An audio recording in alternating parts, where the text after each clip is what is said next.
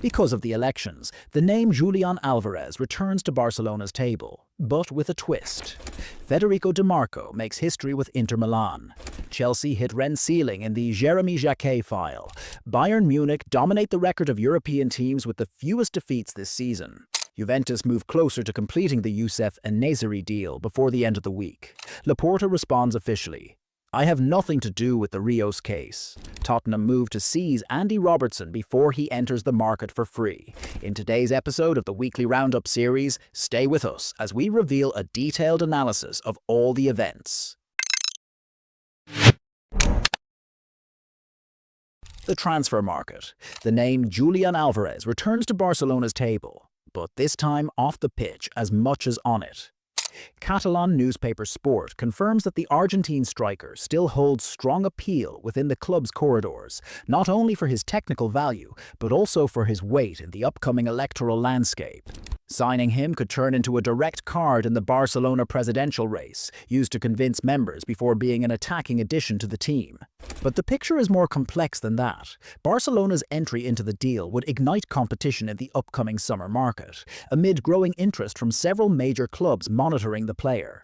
Therefore, any move by Barcelona would not be purely sporting, but also political within the club and negotiational in a crowded market. Juventus move closer to completing the Youssef En-Nesyri deal before the end of the week.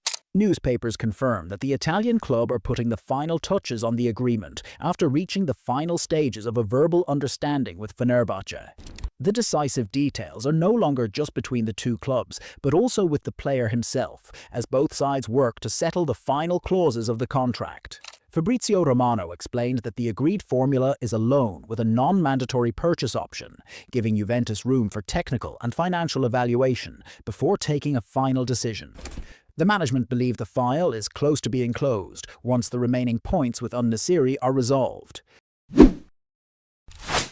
Chelsea hit Rennes' ceiling in the Jérémy Jacquet file. The London club are trying to finalise the deal before the end of the winter transfer window, but financial demands are blocking progress. Chelsea have followed the French defender for a long time and decided to move with an official offer, yet negotiations have not reached an agreement so far. Fabrizio Romano revealed that Rennes will not accept less than £55 million, a figure Chelsea's management consider high compared to their valuation of the player, leaving the file stalled without a real breakthrough. Meanwhile, time is pressing as the window approaches its close, while Rennes stick to their price. The question now is, will Chelsea raise their offer or withdraw before it is too late? Chelsea settle terms with Douglas Luiz and head into a numbers battle with Juventus. The London club have reached a full agreement with the player on personal terms, paving the way for a loan move until the end of the season. A first step completed quietly, with the deal now shifting to the official negotiating table between clubs. Tomorrow, Chelsea will begin talks with Nottingham Forest to finalise the financial details, but the real obstacle lies in Juventus' demand for €5 million to complete the loan. A figure that puts the deal to the test between technical need and economic calculations. At the same time, the report confirms that the structure is clear. A loan only, with no option to buy. A temporary deal with immediate impact. Tottenham move to seize Andy Robertson before he enters the market for free. Reports point to an offer close to £3 million plus add-ons to sign the left-back from Liverpool during January. The Scotland captain is entering the final months of his contract at Anfield, making him a direct target for Tottenham, who are seeking immediate reinforcement in defence. The proposed price is not random. Robertson's age, 31, and the possibility of leaving for free next summer have lowered the negotiation ceiling.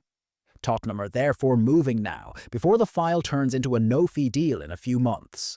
On the other side, Liverpool are not closing the door. The club are open to a sale this winter if a suitable offer arrives, in order to reduce financial losses and begin planning for the post-Robertson phase.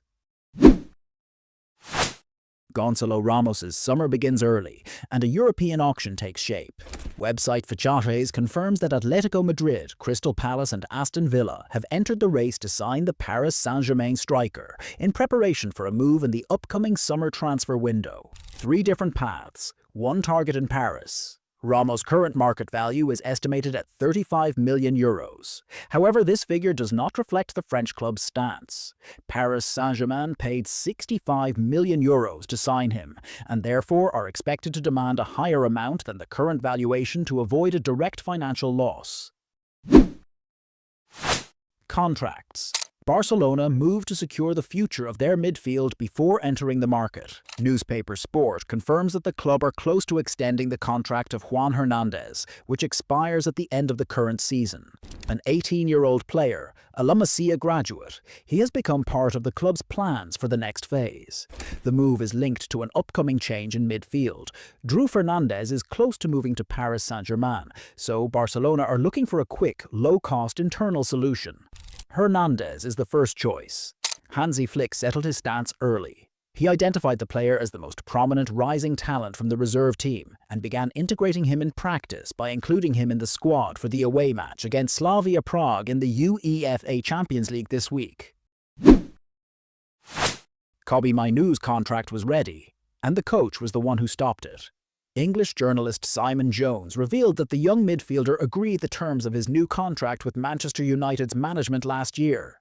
Everything was settled at both club and player level before reaching the signing stage. However, the path changed within the coaching staff. Former coach Ruben Amorim refused to activate the agreement and did not give the green light for Mainoo to continue, leading to the file being completely frozen despite the administrative details being finalized. That is how it stopped in the decision rooms, not at the negotiating table. An agreement existed, and a player was left without a new contract. Gabriel Jesus' contract runs until 2027, but the renewal file has not yet been opened. The Brazilian international striker is tied to Arsenal until the end of the 2026 to 2027 season. The timeline is clear, but the contractual situation has not yet entered the stage of official movement. Press reports confirm that Jesus is open to staying at the club and extending his contract without complication. The player is ready for discussion and is not setting obstructive conditions. On the other hand, Arsenal have not begun any negotiations so far. No offers, no meetings, and no announced timetable. The file exists, but it is not a priority at this stage. Ancelotti moves closer to settling his future with Brazil until 2030. Press reports confirm that the Brazilian Football Confederation have reached a verbal agreement with the Italian coach to extend his contract to lead the national team until the 2030 World Cup. The official signing is postponed until next February, after his return from holiday abroad. The file did not open suddenly. Negotiations began last October, then accelerated at the end of the year after Ancelotti approved the proposed terms. From that moment, discussions moved from conditions to procedures. At present, there are no technical or financial obstacles. What remains is the completion of legal and routine matters before the official announcement. Discussions. Laporta responds officially. I have nothing to do with the Rios case. The Barcelona president issued a firm statement after appearing before the judiciary on Friday, January 16, 2026, to clarify his legal position and defend his integrity amid the investigations being conducted by Investigating Court No. 22 in Barcelona. The statement categorically denied all rumors and media reports, describing them as completely unfounded. Laporta confirmed that he did not take part in signing any contracts related to the complaint, noting that the complainant herself provided details that clear him of any direct signature on the disputed agreements. He also explained that he neither signed nor was authorized to sign on behalf of the company concerned, and denied receiving any funds or designated cash boxes linked to it, in a move aimed at cutting off any attempts to associate him with the financial transactions under investigation. The race for numbers and awards. Bayern Munich dominate the record of European teams with the fewest defeats this season. The Bavarian club have lost just one match, topping the list with a clear gap over their competitors. Bayern Munich, 1 defeat. Arsenal, 2 defeats. Lens, 3 defeats. Rennes, 3 defeats. Milan, 3 defeats. Federico Di Marco makes history with Inter Milan. The Italian defender shone against Pisa, scoring 1 goal and providing 2 assists, becoming the first defensive player in Inter's history to be involved in 3 goals in a single Serie A match, according to Opta. The match ended in a resounding 6-2 victory for Inter, strengthening their position at the top of the league table and confirming DiMarco's growing attacking role within the team's setup.